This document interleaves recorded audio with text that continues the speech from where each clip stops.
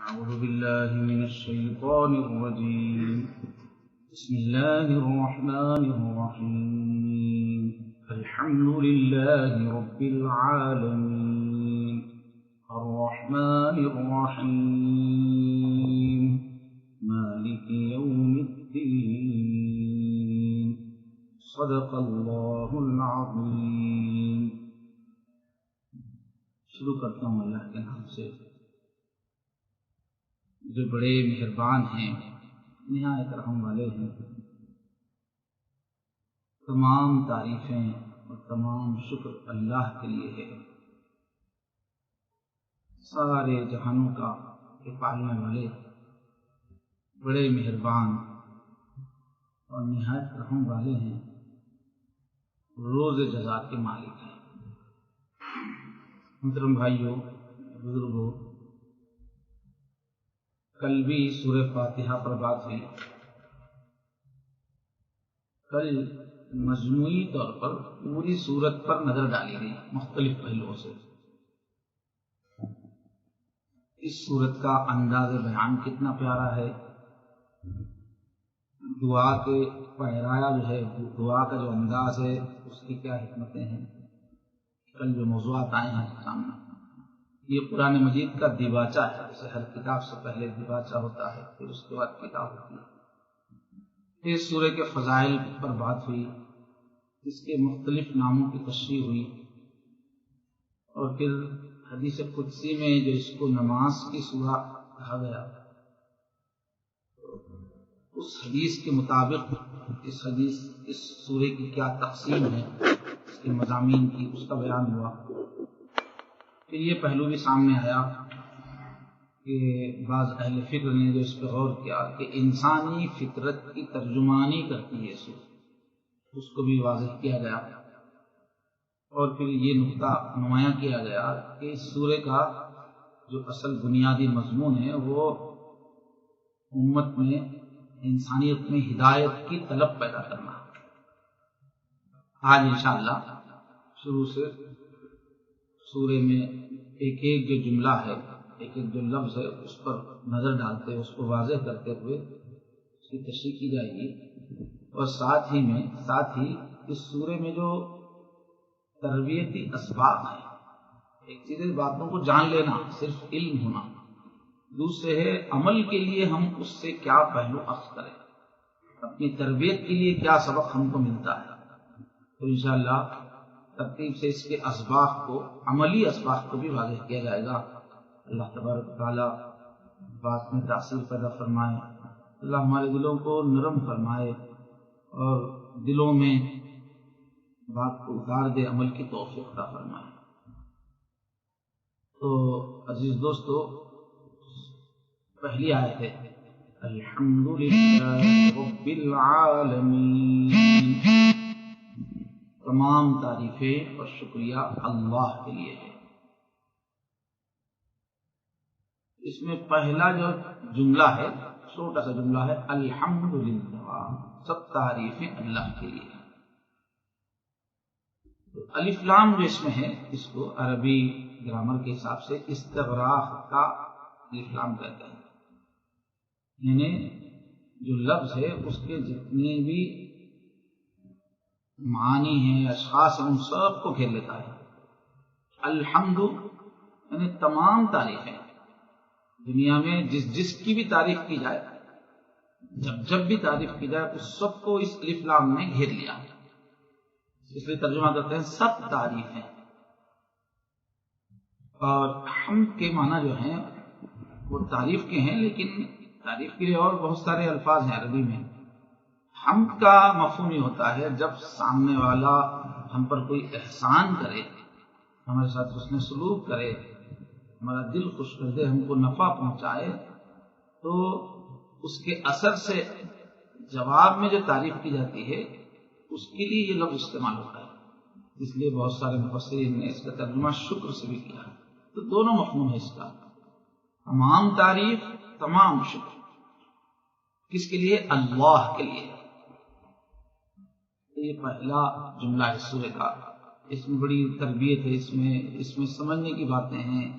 عمل میں لانے کی چیزیں ہیں. ایک چھوٹا سا جملہ ہے، یوں سمجھو معجزاتی انداز میں قرآن کے ایک بڑے پیغام کو، دین اسلام کے ایک بڑے سبق کو اس میں بیان کر دیا گیا. تو پہلے جملے کا جو ترجمہ ہے اس کو ہم اچھی طرح سمجھیں. بات کو فرما رہے ہیں کہ کائنات میں جتنی چیزیں بھی ہیں اس میں نفع ظاہر ہو رہا ہے، کہیں خوبصورتی ظاہر ہو رہی ہے، کہیں کمال ظاہر ہو رہا ہے.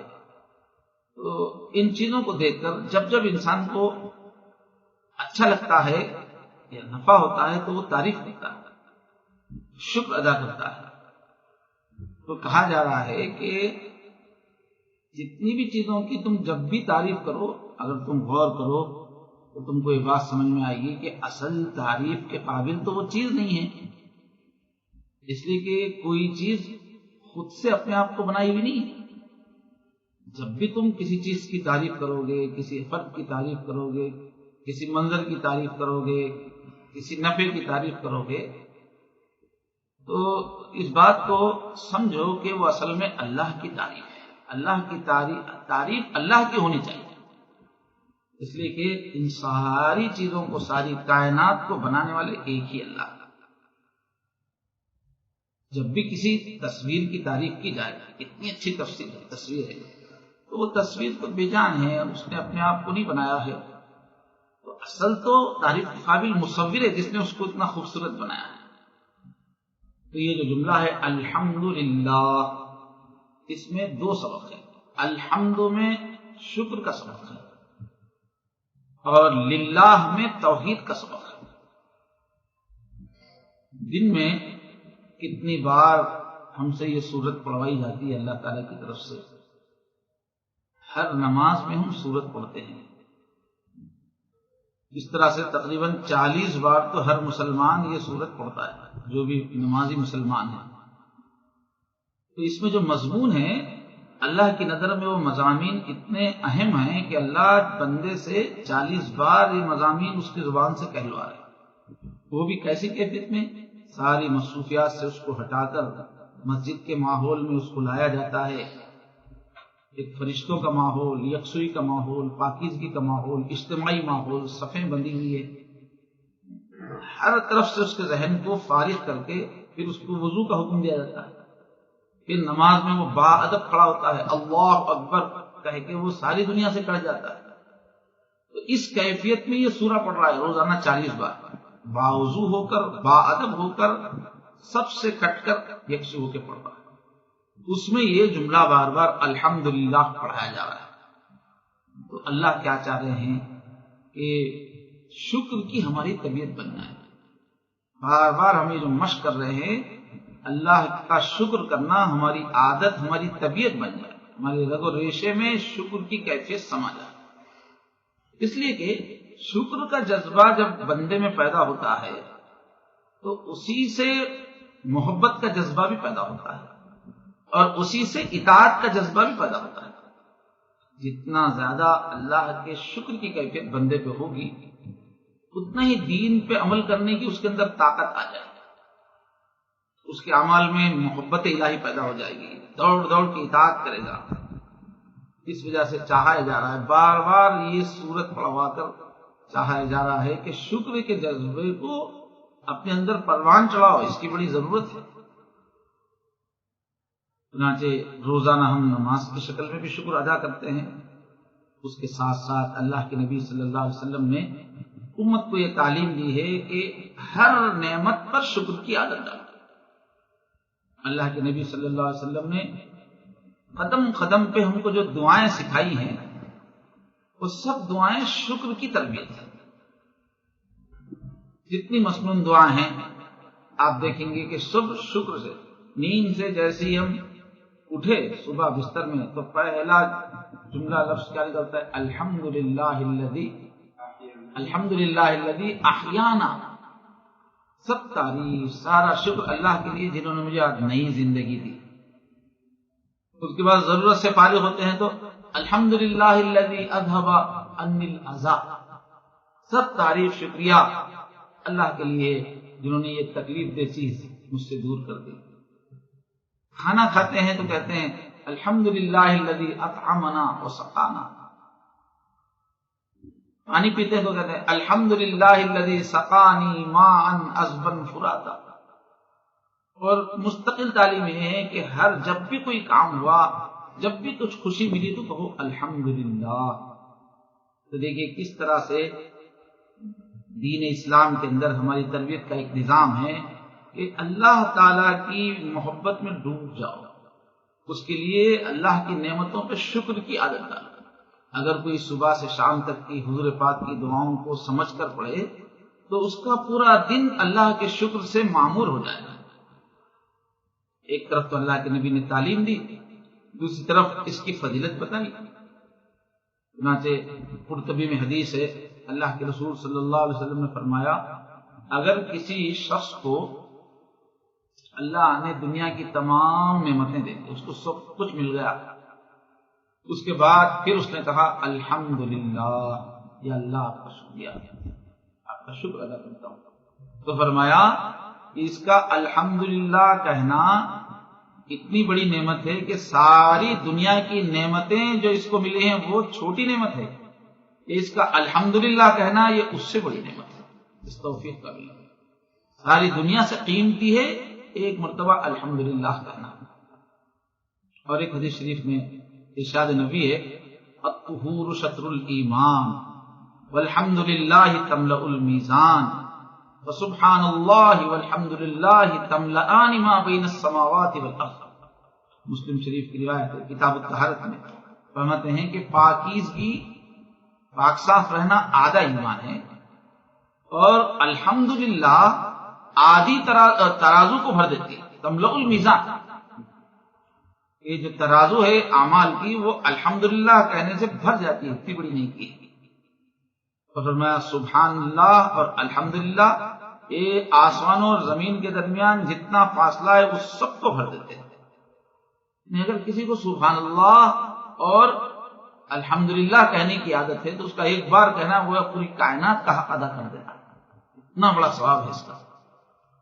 اور تمام انبیاء کی بھی زندگی میں ہم کو یہی لفظ ملتا ہے، صالحین کی اس امت سے پہلے کی صالحین میں بھی یہی لفظ ملتا ہے الحمدللہ الحمدللہ.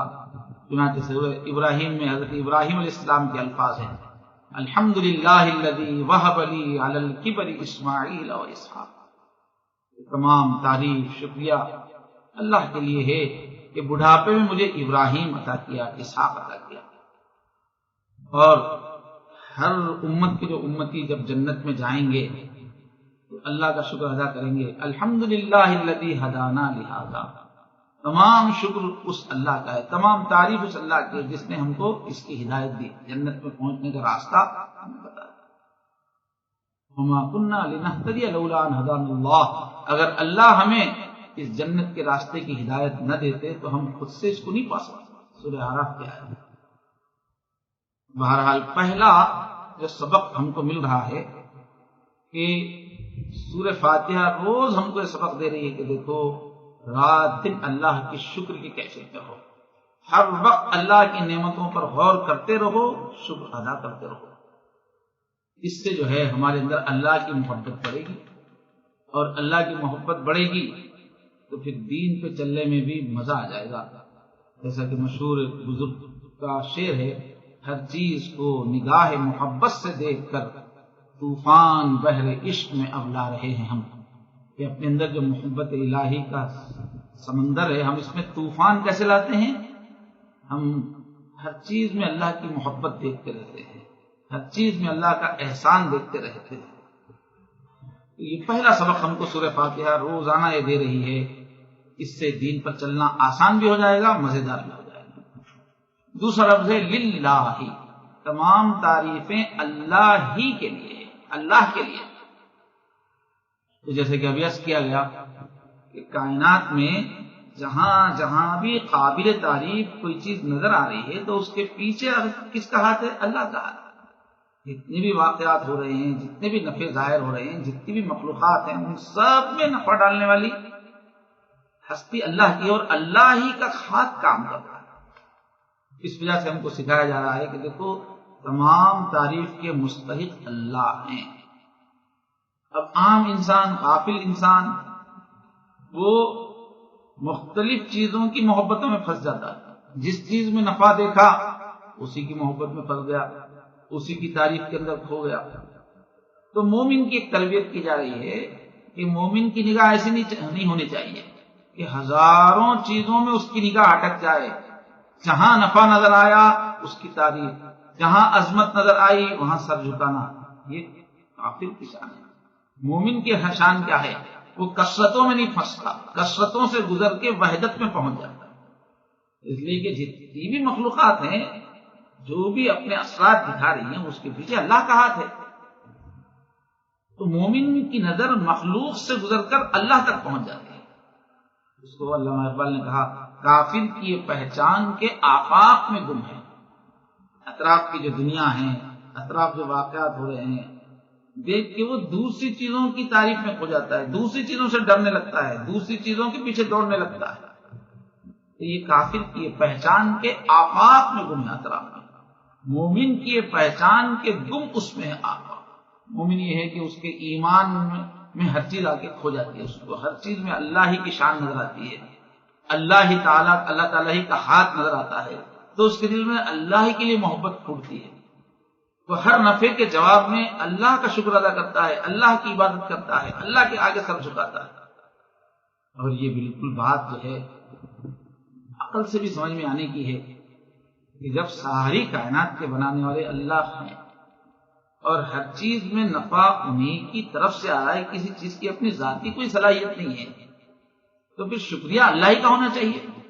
اس کی سادی سی مثال یہ ہے, اب ہم یہاں بیٹھے ہوئے ہیں, فین بھی چل رہا ہے, لائٹ بھی چمک رہی ہے, مائک بھی چل رہا ہے. بظاہر کئی چیزیں اپنا اثر دکھا رہی ہے. فین جو ہے راحت پہنچا رہا ہے, بلب روشنی دے رہا ہے, مائک آواز کو بلند کر رہا ہے. لیکن ہم تعریف کس کی کرتے ہیں؟ اس کے بدلے میں جب ہم اس کا جب بدلہ دیتے ہیں تو کس کو دیتے ہیں؟ جب بل ہم کو دینے کی بات آئے گی تو ہم یہ دیکھتے ہیں کہ بھئی یہ کرنٹ سے تو ہو رہا ہے. پنکھا بھی, فین بھی کام کر رہا ہے کرنٹ کی وجہ سے, بجلی کی وجہ سے. بلب بھی روشن ہے بجلی کی وجہ سے. مائک بھی کام کر رہا ہے بجلی کی وجہ سے.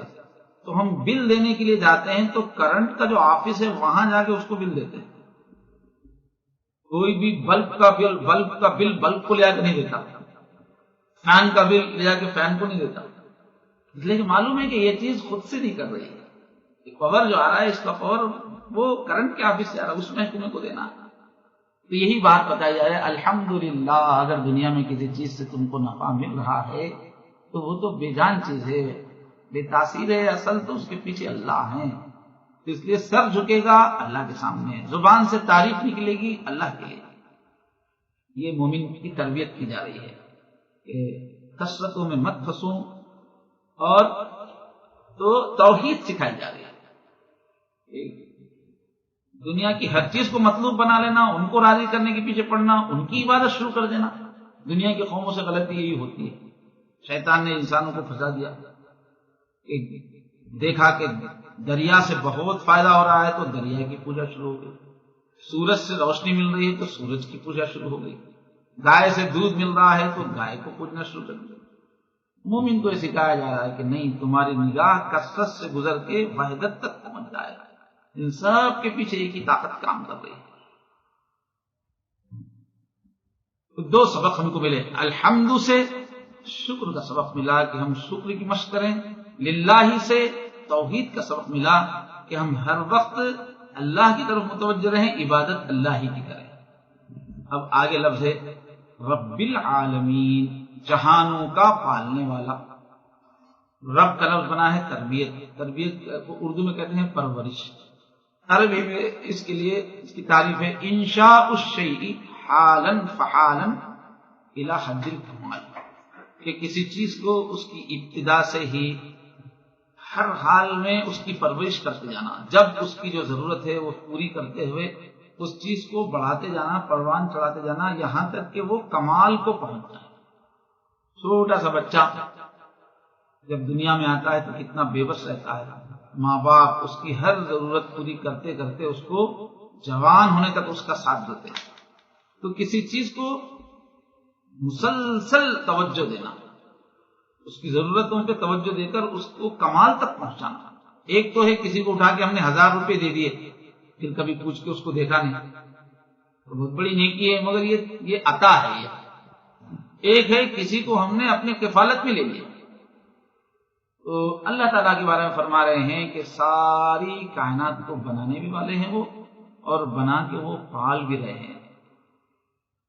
جتنی مخلوقات ہے ان کی جو جو ضروریات ہیں، ان ساری ضروریات کو جب وہ ضرورت پیش آتی ہے اللہ ہی پوری کرتے ہیں، پورے نظام کو، پوری مخلوقات کو پالنا۔ اور عالمین کا جب لفظ آیا ہے، العالم ما یعلم به، جس کے ذریعے سے اللہ کا پتہ چلے، ہر وہ چیز عالم یعنی مخلوق، اردو میں جو ہے دنیا کہتے ہیں، جہان کہتے ہیں۔ تو دنیا میں جو مختلف چیزیں ہیں ان کی کئی اجناس ہیں عالم کی، اس کے حساب سے رب العالم کہنے کے بجائے عالمین کہا گیا۔ ایک ستاروں کی دنیا ہے، ایک فضا کی دنیا ہے، ایک فرشتوں کی دنیا ہے، ایک جنات کی دنیا ہے، ایک حیوانات کی دنیا ہے، جو الگ الگ جنسیں ہیں۔ اس کے حساب سے یہ کہا گیا کہ جہانوں کا رب ہے، پالنے والا۔ اور یہ بھی ہو سکتا ہے کہ جس طرح ہماری دنیا ہے، کہیں خلاؤں میں اور بھی دنیا ہوں، اور بھی مخلوقات ہوں، ممکن ہے، جیسا کہ بعض سائنٹسٹ جو ہے اندازہ لگاتے رہتے ہیں۔ تو بہرحال یہاں جمع کا لفظ استعمال کیا گیا، جہانوں کی پرورش کرنے والے ہیں۔ اب یہ کیا ہوا؟ یہ ابھی جو توحید کا بیان ہوا کہ سب تعریف اللہ ہی کے لیے ہے، وہ ایک دعویٰ تھا، اب اس کی دلیل اس کے اندر بیان ہوئی کہ کیوں سب تعریف اللہ ہی کی کیوں کرنا چاہیے؟ اس لیے کہ ساری مخلوقات کو وہی پال رہے ہیں، رب العالمین۔ جس چیز میں بھی جو نفع ظاہر ہو رہا ہے وہ اللہ نے اس میں وہ ڈالا ہے، اور اللہ تعالیٰ اس کے نفع کو پرورش کر رہے ہیں، اس کو نفع بخش بنا رہے ہیں، ساری کائنات کو وہ چلا رہے ہیں۔ نہ صرف کائنات کے بنانے والے ہیں، مسلسل رات دن اپنے خزانوں سے نوازتے چلے جا رہے ہیں، سب کی ضروریات پوری کرتے چلے جا رہے ہیں۔ تو چونکہ سب کو پالنے والے وہی ہیں، اس لیے تعریف ہونی چاہیے، عبادت انہیں کی چاہیے۔ اب یہ قرآن مجید کا ایک بڑا پیارا مضمون ہے۔ مشرکوں کو جو مختلف شکتیوں کی پوجا میں پھنس جاتے ہیں، مختلف چیزوں کی پوجا میں پھنس جاتے ہیں، بڑے پیار سے قرآن مجید میں کئی جگہ پر سمجھایا گیا ہے کہ دیکھو تم کو پالنے والا کون ہے، جو پال رہا ہے اسی کی عبادت کرو۔ جو خود پلنے میں دوسرا کا محتاج ہے اور تم کو وہ دے نہیں رہا ہے، اس کی کیوں عبادت کرتے؟ تو بڑے پیارے انداز میں کئی جگہ سمجھایا۔ سورہ ملک میں فرمایا امن ھذا الذی یرزقکم ان امسک رزقا، کون سی چیز ہے جو تم کو روزی دینے والی ہے؟ کون تم کو روزی دے گا اگر اللہ روزی روک دے؟ پالنے والے تو اللہ ہیں۔ جیسے اردو میں کہتے ہیں بھائی جس کی کھاؤ اس کی گاؤ، اللہ کا کھا رہے ہیں تو اللہ تعالیٰ کی عبادت کرو۔ تو جگہ جگہ پوچھو، نبی سے کہا گیا ان لوگوں سے پوچھو کہ رب کون ہے، سب کا پالنے والا کون ہے؟ تو یہ مشرک کہیں گے کہ اللہ پالنے والے، جب پالنے والے اللہ ہیں تو پھر انہی کی عبادت کرو۔ 20ویں پارے کا جو پہلا صفحہ ہے پورا بڑے بہترین انداز میں اسی بات کو، امن خلق السماوات والارض وانزل لكم من السماء ماء امن يبدأ الخلق، ایک ایک اللہ تعالیٰ کے پالنے کا جو سسٹم ہے، جو کھیتیاں ہیں، جو بارشیں ہیں، اور جو روشنی کا انتظام ہے، بڑے پیار سے اللہ نے پوچھا یہ کون کر رہا ہے، یہ کون کر رہا ہے، یہ کون کر رہا ہے؟ الہ مع اللہ، کیا اللہ کے ساتھ کوئی اور بھی الہ ہے جو یہ کر رہا ہے؟ پھر تم کیوں کدھر جا رہے ہو؟ ایسی پوری جو ہے آیتیں، وہ پوری اس کی تفسیر ہے رب العالمین کی۔ ان مضامین کو بڑے بہتر انداز میں ہم کو پڑھتے رہنا چاہیے اور دل پہ اس کا اثر لیتے رہنا چاہیے۔ تو رب العالمین سے ہم کو کیا عملی سبق کیا ملا کہ اللہ تعالیٰ کا جو نظام ربوبیت ہے، جس طرح سے اللہ ایک ایک مخلوق کو پال رہے ہیں، اس پہ غور کرتے رہنا ایک مومن کا کام ہے۔ کیونکہ موضوع مستقل قرآن میں ہے، بڑے پیار سے اللہ نے اس موضوع پہ سمجھایا ہے، تو یہ مضمون ہمارے ذہن میں گھومتے رہنا چاہیے اللہ سے تعلق بننے کے لیے۔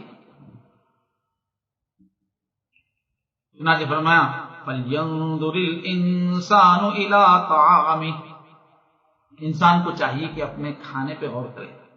جو نوالا اس کے پاس آیا ہے وہ ایک چاول کا دانہ اللہ تعالیٰ نے کتنا بڑا نظام سارے عالم میں چلایا ہے، تب جا کے تمہارے ہاتھ میں یہ نوالا آیا ہے، یہ روٹی کا ٹکڑا آیا ہے، یہ چاول آیا ہے۔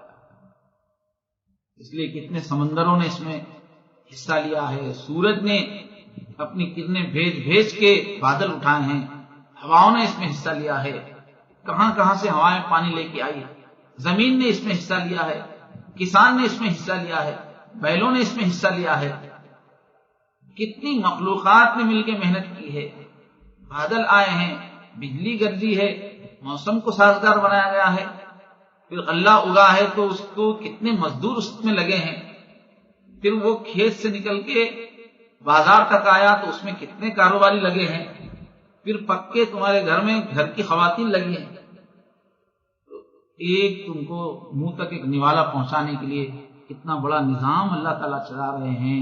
سوچو اے انسان، کیا ایسے اللہ کا تم پہ کوئی حق نہیں ہے؟ ایسے اللہ کی بندگی کرنا تمہارا کام نہیں ہے؟ تو ایک سوچ بنائی گئی مومن کی کہ اللہ کے نظام ربوبیت پہ سوچتا رہے آدمی، اور اس لیے بھی کہ ہم جو اللہ کو مخاطب کرتے ہیں دعاؤں میں، ہم ہر دعا میں ربنا ربنا کہتے ہیں، اے ہمارے پالنے والے، اے ہمارے پالنے والے۔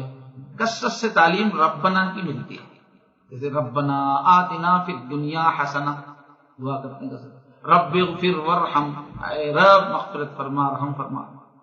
ربنا ظلمنا انفسنا، درود شریف کے بعد پڑھتے ہیں نماز، ربنا ظلمنا انفسنا۔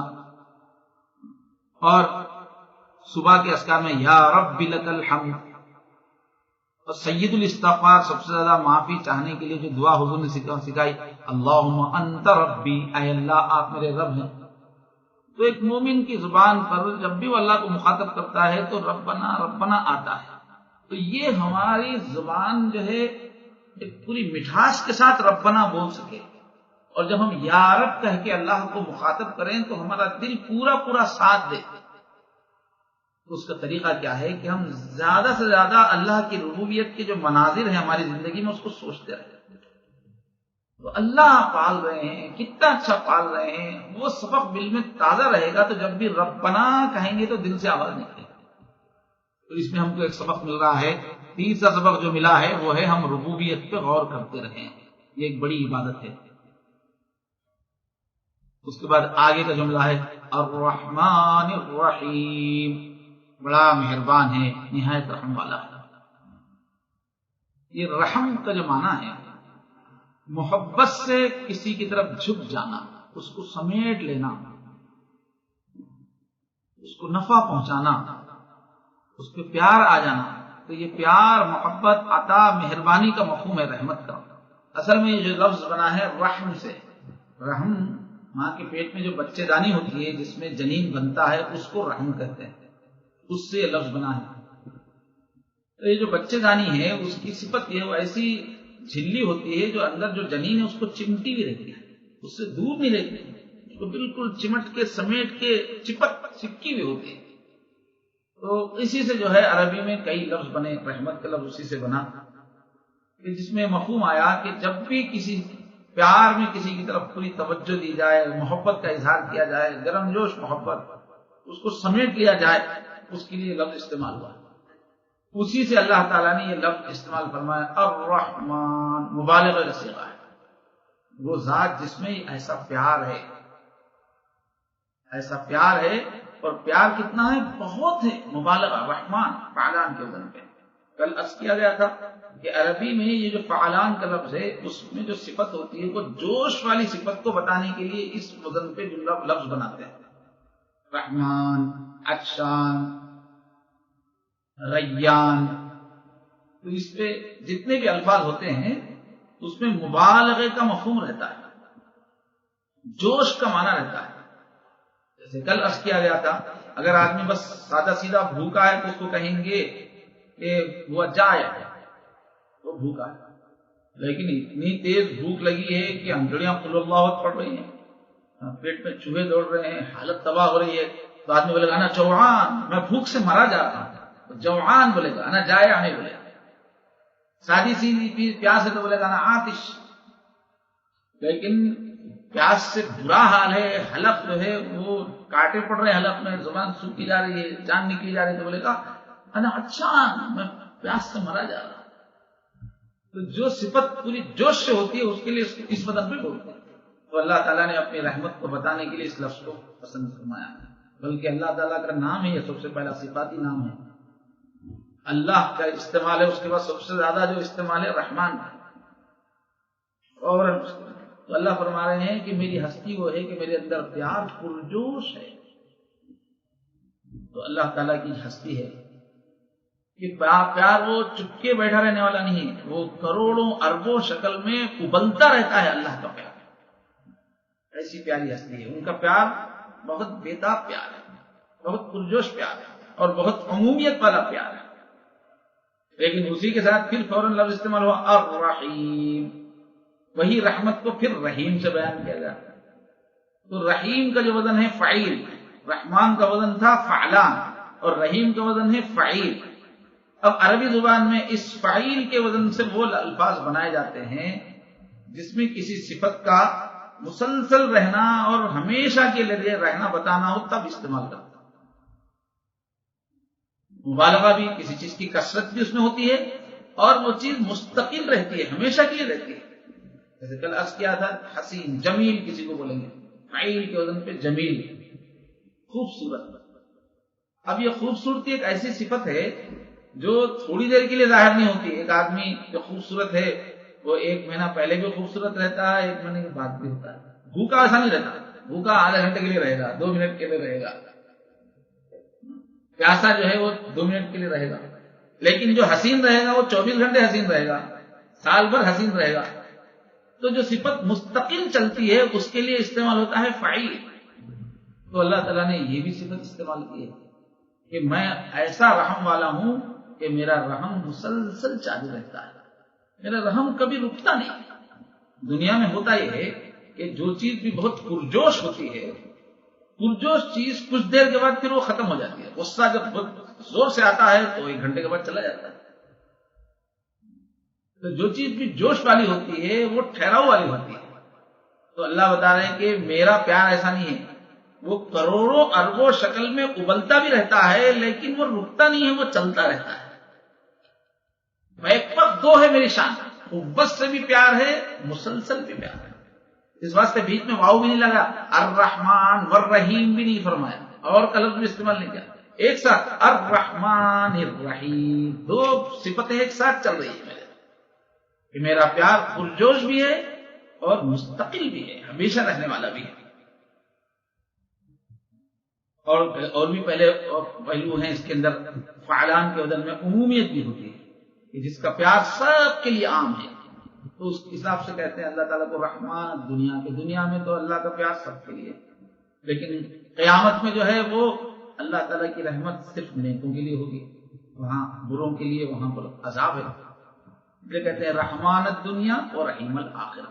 دنیا میں رحمان ہے وہ، آخرت میں رحیم. رحیم کا معنی ہوتا ہے خاص محبت، اسی کے ساتھ جو خصوصی محبت وہ بھی اس کے اندر مفہوم ہے.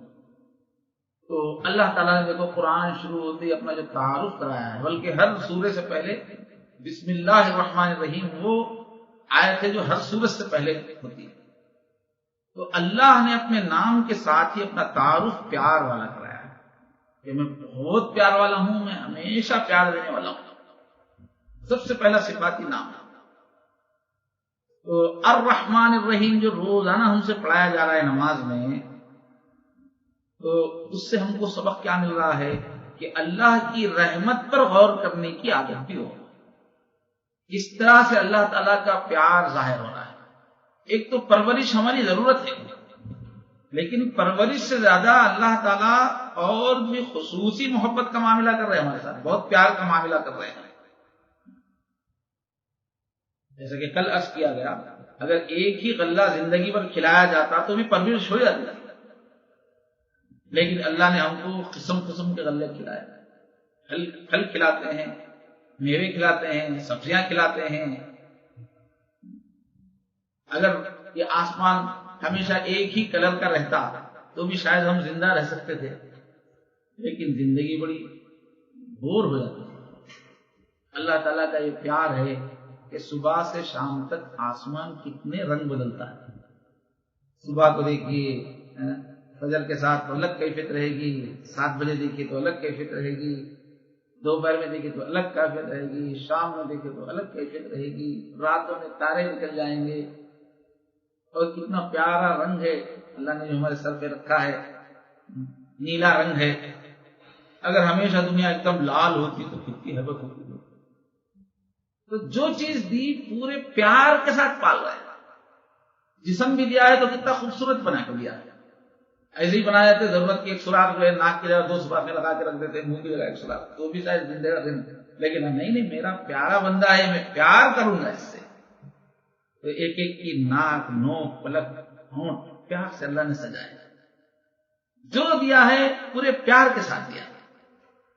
اللہ کی رحمت پر غور کرنے کی دعوت دیتی ہے سورہ فاتحہ روزانہ ہم کو کہ اللہ کی رحمت پر غور کرنے والے بنو۔ اور کیا ہے، ہر وقت ہم کو اللہ کی رحمت سے رشتہ رکھنا چاہیے، اللہ کی رحمت پہ نظر رکھنا چاہیے، چاہے ہمارے اعمال جیسے ہوں، چاہے ہمارے احوال، اللہ سے ہمیشہ رحمت کی امید رکھنا، کبھی مایوس نہیں ہونا چاہیے، اللہ تعالیٰ سے مایوس نہیں ہونا چاہیے، اللہ اس سے ناراض ہوتے ہیں، مایوسی کب رہے۔ اور آخرت میں جو ہم کو مغفرت ملنے والی ہے وہ اللہ کی رحمت سے ہی ملنے والی ہے، جنت جو ملنے والی ہے اللہ کی رحمت سے ہی ملنے والی ہے، کون اپنے اعمال سے جنت حاصل کر سکتا ہے؟ یہ رمضان کا مہینہ اللہ کی رحمت سے ہی ملا ہے، یہ قرآن جو ملا ہے اتنی پیاری کتاب، زندگی پوری سمجھا دینے والی کتاب، یہ بھی اللہ کے پیار سے۔ فرمایا الرحمن علم القرآن، وہ بہت پرجوش پیار والا ہے جس نے تم کو قرآن سکھایا ہے۔ اللہ کے پیار ہی کی وجہ سے اللہ نے ہم کو پکڑ کے راستہ دکھایا، اس طرح آؤ میری جنت میں، زندگی اس طرح آسان کر لو۔ تو قرآن کا ملنا بھی رحمت ہی ہے، رمضان کا ملنا بھی رحمت ہی ہے۔ ہمارے ایک ایک عضو کو دیکھیے تو اس میں اللہ کی رحمت ہے، صرف ضروریات کا انتظام نہیں ہے، پورے پیار سے پالا جا رہا ہے۔ تو روز ہم یہ جو سورت پڑھ رہے ہیں اس کا سبق یہ ہے کہ ہم اللہ کی رحمت پر خوب غور کرتے جائیں۔ تو یہ 5واں سبق، عملی سبق ہم کو ملا ہے۔ اب اور ایک نقطہ ہے جو سورہ اخلاص کی تفسیر میں بھی بیان کیا گیا کہ ابھی اللہ کی جو صفتوں کا بیان ہوا کہ سب تعریفیں اللہ کے لیے ہے، کیوں وہ سارے جہانوں کے پالنے والے ہیں۔ تو کیوں پالتے ہیں اللہ تعالیٰ؟ سب تو کیوں پال رہے ہیں؟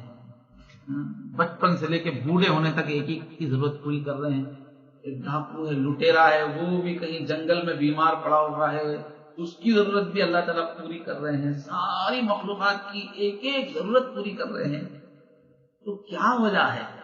اس کو بتایا گیا ہے الرحمن الرحیم کہ ہم جو تم سب کو سارے عالموں کو پال رہے ہیں تو یہ ہماری اپنی کوئی ضرورت نہیں ہے، اللہ اپنی ذات میں بے نیاز ہے، ان مخلوقات سے کچھ ملنے والا نہیں، ان مخلوقات کے موجود ہونے سے اللہ کی شان میں کچھ اضافہ نہیں، ان مخلوقات کی عبادتوں سے اللہ کی شان میں کچھ اضافہ ہونے والا نہیں، ان مخلوقات سب مل مل کے کما رہے ہیں، بلڈنگیں بنا رہے ہیں تو کچھ اللہ کی سلطنت میں اضافہ ہونے والے ہے نہیں۔ ما اريد منهم من رزق وما اريد ان يطعمون، مجھے تم کو پال کے کچھ جیسے کفیل کماتا ہے نوکروں سے، تم سے کچھ کمانا نہیں ہے، مجھے کچھ تم سے کھانا نہیں چاہیے، کچھ نہیں چاہیے مجھے، تمہاری کوئی ضرورت نہیں۔ ساری مخلوقات ختم کر دی جائیں تو اللہ کی شان میں کوئی فرق پڑنے والا نہیں، بے نیاز ہے۔ اس کے باوجود کیوں پال رہے ہیں سب کو، اتنا پیچھے ایک ایک چیز کیوں پوری کر رہے، رات دن کیوں لگے ہوئے ہیں؟ تو فرما رہے وہ میرا پیار ہے، وہ اللہ کا میرے اندر پیار بہت زیادہ ہے، مجھے تمہاری کوئی ضرورت نہیں ہے، لیکن میرا پیار مجھے مجبور کرتا ہے کہ ہر پل تمہارا خیال رکھوں۔ ایک سیکنڈ اللہ کی توجہ ہٹ جائے تو مخلوق ختم ہو جائے، ایک ایک پل ایک ایک ضرورت انسانوں کی پوری کرنے والے اللہ ہے، اتنا زبردست نظام پرورش کا چلانے والے اللہ ہے۔ ایک سیکنڈ کے لیے اللہ کی توجہ ہٹ جائے تو پورا نظام ختم ہو جائے، کسی کو کھانے کو ملے نہیں، پینے کو ملے۔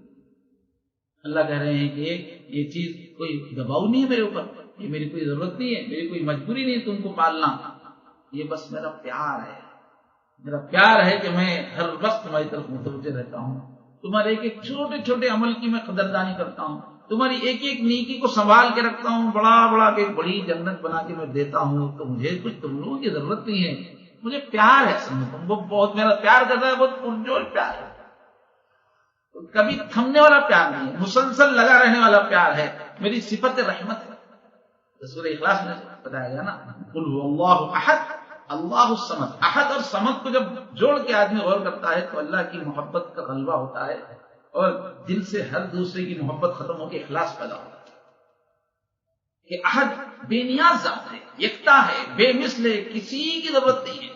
چاہے مخلوقات کو ختم کریں تو ان کو کوئی فرق پڑنے والا نہیں، لیکن سب کو اپنے سے چپکائے ہوئے ہیں، سب انہیں سے مانگتے رہتے ہیں. یا ایھا الناس انتم الفقراء الی اللہ، اے انسانوں تم سب کے سب میرے در کے فقیر ہو، ہر وقت مانگتے رہتے ہیں اور میں دیتا رہتا ہوں. سب وہیں بھاگتے ہیں، سب کی وہ پوری کرتے رہتے ہیں. تو بے نیاز ہو کر بھی ایسا پالتے ہیں جیسے ایک چونٹی بھی نہیں رہے گی تو ان کی شان میں فرق ہو جائے گا، ان کی زندگی ختم ہو جائے گی. ایسا چونٹی کو پال رہا ہے، ایک ایک بندے کو ایسا پال رہے ہیں بے نیاز ہونے کے باوجود. یہ چیز سوچتا ہے تو اللہ کا پیار جو ہے انسان میں غالب آتا ہے، اخلاص پیدا ہوتا ہے. اور محبت کی جان اخلاص ہے.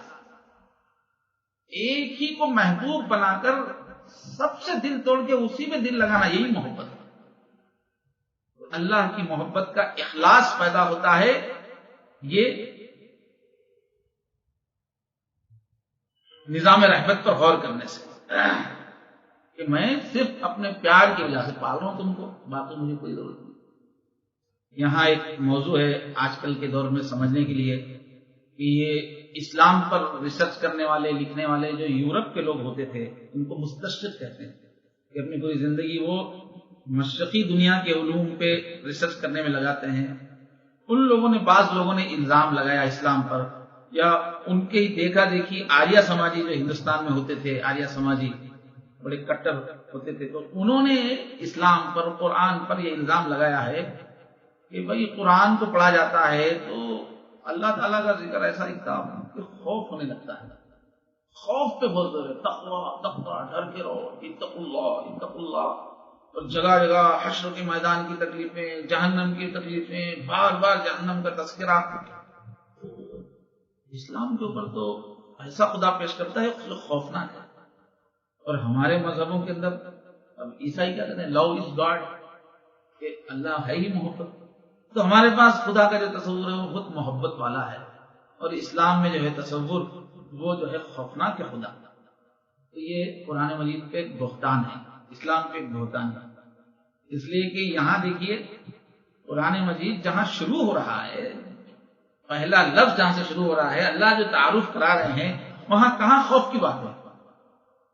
کیا رب خوف زدہ خوف کے قابل ہے؟ کیا رحمان خوف کے قابل ہے؟ کیا رحیم خوف کے قابل ہے؟ تو تعارف کرایا جا رہا ہے. اور ہر سورہ جو شروع ہو رہا ہے بسم اللہ الرحمن الرحیم، اصل تعارف تو یہاں کروایا جا رہا ہے جس میں پیار ہی پیار کا تذکرہ ہے. اور اللہ تعالیٰ کے جو 99 نام بتائے گئے ہیں احادیث کے اندر، نام تو بے شمار ہیں، لیکن جو 99 نام بتائے ہیں اس پہ محققین نے غور کر کے کہا، جیسے مفتی تقی عثمانی نے لکھا کہ ان 99 ناموں میں سے ایک بھی نام خوف کا نہیں، سارے غور کریں گے تو رحمت کے نام ہیں. اور اسی اصل جو تعارف ہے وہ محبت کی لائن گئی ہے. ہاں ابتدا میں جب قرآن کا نزول شروع ہوا، عربوں کا جو ماحول تھا بڑی سخت دلی تھی، بڑا ظلم تھا، اور لوگ بڑے اجٹ تھے، سخت دل بہت تھے. اس وجہ سے انذار کا پہلو ہوتا ہے کہ چوکنا کیا جا رہا ہے، ڈرایا جا رہا ہے، کیونکہ لوگ بے خوف ہو گئے تھے، گناہوں میں ڈوب گئے تھے، سرکشی عادت بن گئی تھی، تکبر عادت بن گئی تھی. اب ایک تکبر والے کو آپ بالکل میٹھی بات کریں گے تو ہوا میں اڑا دے گا، اس کو تو دل کو جھٹکا دینا پڑتا ہے. تو شروع میں جو مکی دور میں جو شروع کی جو صورتیں ہیں ان میں انذار ہے، چوکنا کیا گیا، کیا سمجھ رہے ہو اللہ تعالیٰ کو، رب کا فکبر، بہت بڑے ہیں اللہ تعالیٰ، وہ ضرورت تھی. لیکن اصل جو مستقل عام حالات میں جو دعوت ہے وہ اللہ کو سے محبت کرنے کی. اللہ تم سے محبت کرتا ہے، تم اللہ سے محبت کرو. یحبونہ ویحبونہ یحبہ یحبونہ. اور فرمایا والذین آمنوا اشد حبا للہ، جو ایمان والے ہوتے ہیں وہ اللہ سے شدید محبت والے ہوتے ہیں. تو عنوان تو محبت کا ہی ہے، لیکن دنیا میں کی ایک حقیقت ہے کہ اکثر لوگ جو گناہگار ہوتے ہیں یا سخت دل ہو جاتے ہیں وہ لوگ محبت کے لہجے کے قدردان نہیں رہتے. جیسے بہت سارے بچے امی کو پہن لیتے، بیچاری وہ محبت سے بات کرتے رہتی تو وہ اس کو کھلونا بنا لیتے. تو محبت کا لہجے کی قدردان سب نہیں ہوتے. اکثر لوگ ذہنی طور پر پست ہوتے ہیں. ایسی خالی محبت کی کیفیات سے پوری بات ان کو سمجھ میں نہیں آتی. تو ان کے سامنے چوکنا کرنے والی باتیں، ڈرانے کی بات بھی ان کے لیے ضرور. اللہ تعالیٰ انسانوں کی فطرت جانتے ہیں. ان کو بھائی تمہارا حساب ہونے والا ہے. کتنے لاتوں کے بھوت باتوں سے نہیں مانتے بولتے ہیں. تو کتنے لوگ ایسے ہیں کہ جب تک سخت بات نہ کرو ان پہ اثر ہی نہیں ہوتا. علامہ اقبال کا شعر ہے، پھول کی پتی سے کٹ سکتا ہے ہیرے کا جگر، پھول کی پتی سے بھی کٹ سکتا ہے. مرد ناداں کے لیے کلام نرم و نازک بے اثر. جو ناداں ہے اس کو آپ نرم بات کریں گے تو کوئی اثر نہیں کرے گا. تو دین اسلام کی بنیاد خوف پر نہیں ہے. اللہ کی معرفت کی بنیاد خوف پہ نہیں ہے، شکر پہ ہے، محبت پہ ہے. اس لیے الحمدللہ سے شروع ہو رہا ہے قرآن. محبت سکھائی جا رہی ہے، شکر سکھایا جا رہا ہے. اور جو تقوی کا لفظ بھی آتا ہے، تقوی میں کہیں بھی معنی ڈرنا اس کا اردو میں ترجمہ کیا جاتا ہے، لیکن وہ سانپ سے ڈرنے کے لیے تقوی کا لفظ نہیں آتا. ایک ہے سانپ سے ڈرنا کہ کاٹ دے گا، بھیانک ہے دیکھنے میں. ایک ہے اپنے ابو سے ڈرنا، ایک ہے اپنے ابو سے ڈرنا. ایک آدمی ابو سے ڈرتا ہے تو ابو کی خوفناک تو نہیں ہوتے، لیکن ان کے احسانات کی وجہ سے آدمی ان کا لحاظ کرتا ہے. تو اللہ سے ڈرنے کا یہ مطلب ہوتا ہے کہ کتنا پیار کرنے والا رب ہے، کتنے احسانات کرنے والا رب ہے، ان کا لحاظ رکھنا. خوفناک بتا کے پیش کرنا مقصد نہیں. اس کے بعد ہے آیت مالک یوم الدین. مالک ہے روز جزا کا. دیکھیے چھوٹا سا سورہ ہے لیکن پورے اسلام کو اس نے اپنے اندر سمو لیا. تو الحمدللہ ہمیں توحید بیان ہو گئی، رب العالمین میں اس کی دلیل بیان ہو گئی، اور رحمان الرحیم کے اندر بہترین تربیت ہو گئی انسان کی، اور دل کو زندہ کرنے کا انتظام ہو گیا.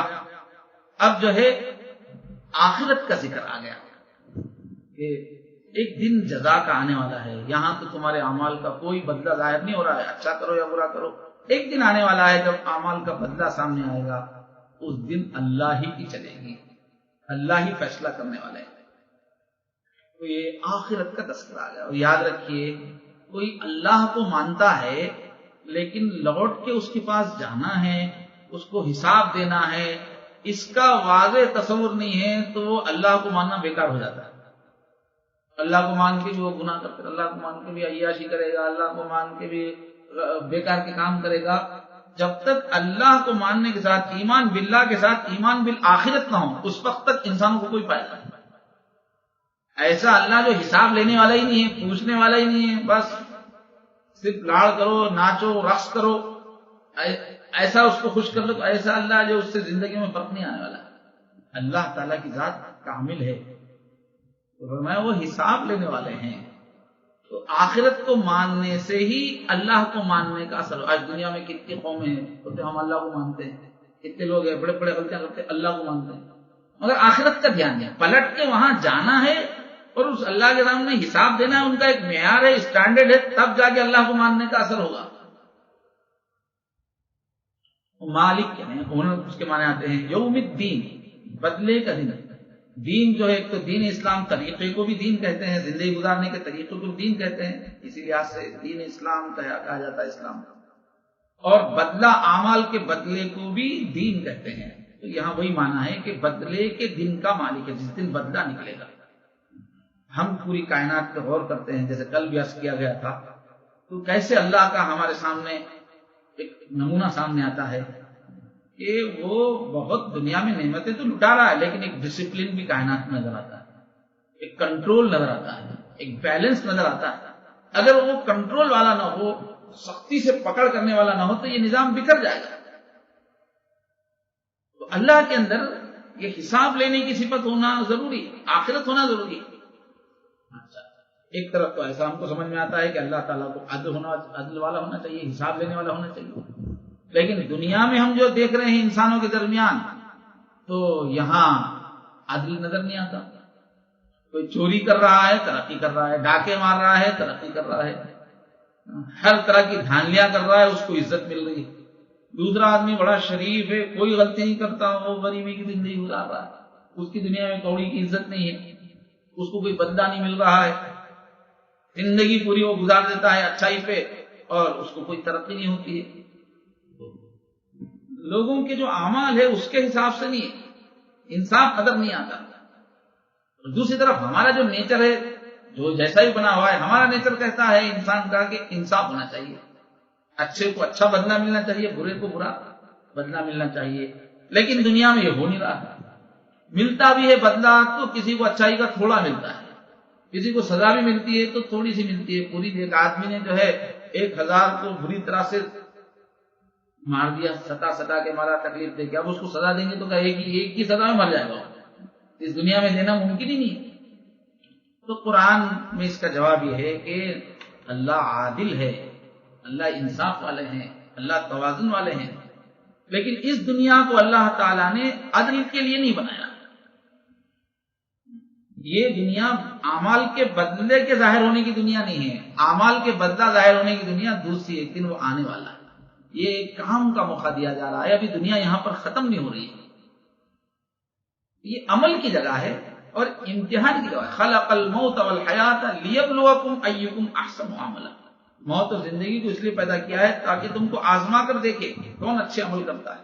ہاں ایک دن آنے والا ہے۔ تو اب مالک یوم الدین سے بھی کچھ سبق ہم کو ملتے ہیں۔ ایک سبق کیا ملتا ہے کہ یہ جزا کا دن نہیں ہے، مالک یوم الدین، تو یوم الدین میں ایک سبق ملتا ہے اور مالکی میں سبق الگ ملتے ہیں۔ تو یوم الدین جب ہم روزانہ پڑھ رہے ہیں تو سبق کیا مل رہا ہے کہ یہ دنیا جو ہے بدلہ ملنے کی دنیا نہیں ہے۔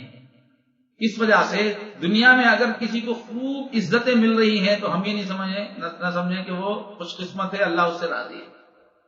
دنیا میں کسی کو وہ تکلیفیں جھیلنا پڑ رہا ہے تو ہم یہ نہ سمجھیں کہ وہ بد قسمت ہے، اللہ اس سے ناراض ہے، اس لیے کہ یہ اعمال کا بدلہ دینے کی جگہ ہے ہی نہیں، بدلہ یہاں ملنے والا ہے ہی نہیں۔ اگر ہم کو اچھا بدلہ نہیں مل رہا ہے تو ہم بدلے کی طلب یہاں نہ کریں، اس لیے کہ بدلہ تو آگے ملنے والا ہے۔ ہلکی پھلکی جزا البتہ ملتی ہے، اصل جزا تو مرنے کے بعد ہی ملنے والی ہے۔ اور دوسرا چھٹا سبق اس میں کیا ملتا ہے، اگر ہم کو زیادہ مصیبت سے گزرنا پڑ رہا ہے، زیادہ مشقت جھیلنا پڑ رہا ہے، تو اس کو ہم بجائے تکلیف سمجھ کے وہ بڑا درجہ ملنے کا ذریعہ سمجھیں، اس لیے کہ یہ عمل کی دنیا ہے۔ جتنا زیادہ عمل کرو گے، جتنا زیادہ کام کرو گے، جتنا زیادہ محنت کرو گے، جتنے زیادہ مصائب سے گزرو گے، اتنا زبردست بدلہ وہاں پر ملے گا۔ تو اگر زیادہ کام اللہ لگا رہے ہیں، اگر زیادہ تکلیفوں سے گزرنا پڑ رہا ہے تو زیادہ بدلہ ملنے والا ہے، تو اس میں پریشان ہونے کی کیا بات ہے؟ اس وجہ سے جتنے بھی انبیاء تھے ان پہ بہت مصیبتیں آتی تھی مگر وہ پریشان نہیں ہوتے تھے۔ اولیاء پر، ہر دور کے نیک لوگوں پہ بہت تکلیفیں آئی مگر اس سے پریشان نہیں ہوتے تھے، کیوں؟ وہ سمجھتے تھے کہ وہ زیادہ ڈیوٹی کریں گے تو زیادہ تنخواہ ملے گی، اس میں پریشانی کی بات کیا ہے؟ اور مالک یوم الدین کہ جب بدلہ دن نکلنے کا دن ہے، اس دن وہی مالک ہوگا۔ تو یوں تو اللہ تعالیٰ ساری کائنات کے ہر وقت مالک وہی، فرمایا لہو ما فی السماوات وما فی الارض وما بینہما وما تحت الثری، کہ آسمانوں میں جو کچھ ہے سب کا مالک وہی ہے، زمین میں جو ہے اس کا مالک ہے، تحت الثری میں جو کچھ ہے سب کا مالک وہی ہے۔ اصل تو مالک اللہ تعالیٰ ہی ہے یہاں پر بھی، لیکن ظاہری طور پر بھی دنیا میں اللہ نے نظام ایسا رکھا ہے کہ ہر آدمی سمجھتا میں فلاں چیز کا مالک ہوں، یہ گھر میرا ہے، یہ زمین میری ہے، یہ جائیداد میری ہے، اتنے پیسے میرے ہیں۔ تو یہاں جو ملکیت ہے وہ حقیقی ملکیت نہیں ہے، ملکیت عارضی ملکیت ہے، چند دن کے لیے ہے اور ناقص ملکیت ہے، سب کچھ اس کے اوپر قابو نہیں چلتا۔ تو اس سے سبق یہ ملتا ہے کہ اگر ہم کو دنیا میں بہت سامان ملا ہوا ہے، بہت جائیداد ہے، بہت ساری چیزوں کے مالک ہیں، تو اس پہ اترانا نہیں ہے، اس لیے کہ یہ حقیقی ملکیت نہیں، یہ عارضی ملکیت ہے اور یہ آزمائش کے لیے ہے۔ غفلت نہیں ہونا میری ہی سمجھ کے، بلکہ احساس بڑھ جائے کہ اب میری ذمہ داری بڑھ گئی ہے، زیادہ سامان دے کر مجھے آزمایا جا رہا ہے، زیادہ چیزوں کا مالک بنا کے مجھے آزمایا جا رہا ہے۔ تو جس کو جتنی زیادہ دولت ملے، جتنی جائیداد ملے، اس کو اتنا چوکنا ہو جانا ہے، ذمہ داری کا احساس بڑھ جانا چاہیے۔ تو دنیا میں تو شریعت میں انسانوں کی جو ملکیت ہے اس کا حق مانا گیا ہے، اور ملکیت کا بڑا احترام ہے. ملکیت جس کی چیز ہے وہ دوسرے کو لینے کا بالکل اجازت نہیں.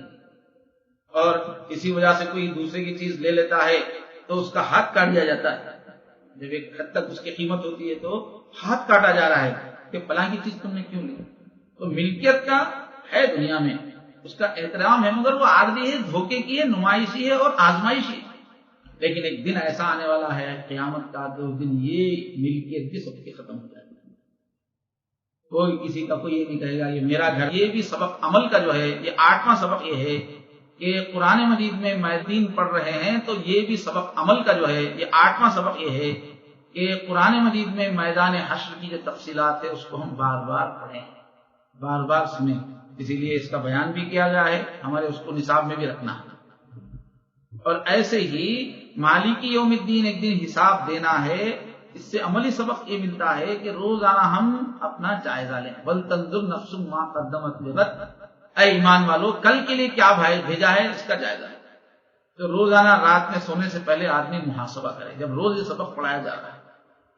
اور یہ مالک یوم الدین کا پورا اثر اپنے اندر اتارنے کے لیے ہم نوافل کے اندر راتوں کی تنہائیوں میں قیامت کی تفصیل اور منظر پیش کرنے والی صورتوں کو دھیان سے پڑھیں، ایک اثر لیتے ہوئے پڑھیں اور جہر کے ساتھ، ہلکی آواز کے ساتھ پڑھیں. ان صورتوں کا ترجمے کی ہم کو مشق ہو چکی ہو اور ہم ہلکی آواز میں، جیسے سورہ قیامہ ہے، سورہ قاف ہے، سورہ معارج ہے، سورہ واقعہ ہے، سورہ تکویر، زلزال، قاریہ، نبا، کتنی صورتیں ہیں. ان صورتوں کا ترجمہ ہم تنہائی میں غور کریں اور اتنی اس کی عربی عبارت سے بھی اتنا مہارت پیدا کر لیں کہ ہم تاثر کے ساتھ پڑھنے والے بن جائیں اپنی نوافل کے اندر. یہ ہے مالک یوم الدین کے پیچھے سبق. یہ روزانہ یہ پڑھایا جا رہا ہے تو تم اس دن کا تصور اپنے اندر مضبوط کرو. تو یہاں تک جو ہے، اور اس میں ایک لفظ ہے الحمدللہ. یہ ساری جو ہے مالک کس کی صفات ہیں؟ اللہ کی. تو اللہ کون ہے؟ تو لفظ اللہ کی تحقیق میں بڑی دقیق بحثیں ہیں مفسرین کی، لیکن 3 مفہوم پہ سب کا اتفاق ہے کہ 3 مفہوم اس کے ایک دم واضح ہیں. ایک، اللہ وہ ہستی کہ تمام مشکلات اور حاجات میں جس کی طرف رجوع کیا جاتا ہے، وہ معنی اس کے ایک نکلتے ہیں. دوسرا معنی ہے وہ ہستی جس کو سمجھنے میں عقلیں حیران ہیں. بڑے بڑے فلسفی، وہ جتنا ظاہر ہے اتنا ہی چھپا ہوا ہے، حیران ہے اس کی شناخت میں مخلوق حیران. وہ بھی معنی اللہ کے لفظ میں آتا ہے. اور ایک اس کا معنی ہے جس سے والہانہ شدید محبت ہو، بے تابانہ محبت ہو، وہ معنی بھی لفظ اللہ کا آتا ہے. جیسے ہندوستان کے بڑے اللہ والے گزرے ہیں، انہوں نے جو ترجمہ کیا ہے، فضل الرحمان گنج مراد آبادی نے لفظ اللہ کا اپنے ترجمے میں انہوں نے من موہن ترجمہ کیا کہ دلوں کا چہیتا، وہ ہے اللہ. یہ لفظ اللہ کے معنی. تو یہ تینوں معنوں پہ اتفاق ہے. تو اگر ہم غور کریں گے تو پتا چلے گا کہ عوام الناس پہ تو پہلے معنی کا غلبہ ہے. کب بھی ان کو اللہ کا کو چاہیے، کام بنانے کے لیے چاہیے، اللہ کھانا دیجیے، پانی دیجیے، بیماری دور کیجیے، بس ان کا تعلق وہ پہلے معنی سے. اور جو فلسفی قسم کے لوگ ہیں وہ حیران اللہ کیا ہے، اس پہ ان کا غلبہ ہے. اللہ کے سلسلے میں وہ لوگ سوچتے زیادہ رہتے ہیں. اور جو صوفیہ ہیں، تربیت والے ہیں، ان کے اوپر محبت الہی کا رنگ ہے. تو ان 3 آیتوں میں اللہ سے بندوں کو جوڑا گیا ہے. سورہ فاتحہ کا پہلا حصہ اللہ کے بارے میں ہے، اور اس چھوٹی سی 3 آیتوں میں بتایا گیا ہے کہ اللہ کیسے ہیں اور اللہ کے ساتھ بندے کا تعلق کیسا ہو، سب اس کے اندر بتایا گیا ہے. اور اتنے اچھے الفاظ ہیں اس کی. اللہ کے پاس تاثیر یہ ہے کہ جیسے ہی بندہ کہتا ہے فوراً اللہ عرش سے جواب دیتے ہیں الحمدللہ رب العالمین. ادھر ہم نے تعریف کی، ادھر اللہ پیار سے کہتے ہیں حمیدنی عبدی، ہو میرا بندہ میری تعریف کر رہا ہے. اس کا وہ مقام ہے ان 3 جملوں کا، اس کے کہ ایک ایک جملے پہ اللہ جواب دے رہے ہیں. الرحمن الرحیم، اللہ فوراً کہتے ہیں اثنا علی عبدی. جیسے ہم نے مالک یوم الدین، اللہ کہتے ہیں مجدنی عبدی، او میری شان، میری طاقت، میری پاور بتا رہا ہے. افلاک سے آتا ہے نالوں کا جواب آخر، کرتے ہیں خطاب آخر، اڑتے ہیں حجاب آخر. یہ ہے ان صورت کے الفاظ کی تاثیر کہ اللہ جواب دیتے ہیں. اور اللہ کے نبی یہ جو آیتیں پڑھتے تھے تو آخر کے حصے کو تھوڑا کھینچتے تھے الحمدللہ رب العالمین. الرحمن الرحیم مالک یوم الدین. تو ہم بھی پڑھیں جب تو ٹھہر ٹھہر کے آخری میں کھینچیں تھوڑا اور تصور کریں کہ اللہ جواب دے رہے ہیں. اللہ کے جواب کا بھی دھیان کریں. میں ادھر سے بول رہا ہوں، میرے اللہ کہہ رہے ہیں وہ میرا بندہ تعریف کر رہا ہے. اس جواب کی کیفیت کو محسوس کرتے ہوئے، لذت کو محسوس کرتے ہوئے ہم پڑھیں گے تو انشاءاللہ ہم کو اس سورے کا صحیح نفع ہوگا. تو یہ ابتدائی 3 جو آیتیں ہیں اللہ سے تعلق کو بنانے والی، اس کے اندر یہ عملی اسباب چھپے ہوئے ہیں. اللہ تعالیٰ سے دعا ہے اللہ تعالیٰ ہم کو اپنا سچا تعلق نصیب فرمائے اور اس سورت کا صحیح فیض عطا فرمائے. وآخر دعوانا الحمدللہ رب العالمین.